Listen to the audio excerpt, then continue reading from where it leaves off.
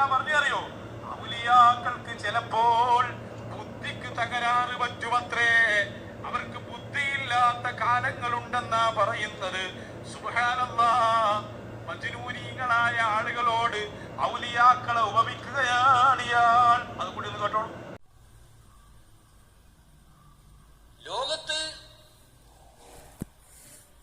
ഈ ഔലിയാക്കന്മാരെന്ന് പറയുന്നവർ അവരുടെ പ്രത്യേക അഹ്വാലുകളിൽ ചിലപ്പോഴൊക്കെ ശരീഅത്തിനെതിരായി അവരുടെ വാക്കുകളിൽ സംഭവിച്ചിട്ടുണ്ടായിരിക്കും. അവരുടെ ജദ്ബ് എന്നൊക്കെ പറയുന്ന അവസ്ഥ, അതിനെക്കുറിച്ച് പണ്ഡിതന്മാർ വളരെ വ്യക്തമായി പറഞ്ഞ് നമുക്ക് കാണാൻ സാധിക്കും. ഇമാം ഷഹറാനിയെ പോലുള്ളവർ അൽ മിനൽ കുബ്ര, ലതായിഫുൽ മിനൻ തുടങ്ങിയ ഗ്രന്ഥങ്ങളൊക്കെ നോക്കിയാൽ നമുക്ക് കാണാൻ സാധിക്കും. അവരുടേതായ അങ്ങനെയുള്ള അവസ്ഥകളിൽ ശരീഅത്തിന് വിരുദ്ധമായ എന്തെങ്കിലും വന്നു കഴിഞ്ഞാൽ നമുക്ക് അവരെ അംഗീകരിക്കാൻ പറ്റില്ല, ആ വിഷയത്തിൽ അംഗീകരിക്കാൻ പറ്റില്ല. നേരെ മറിച്ച് അവർ നല്ല ഉയർന്നവരാണ്.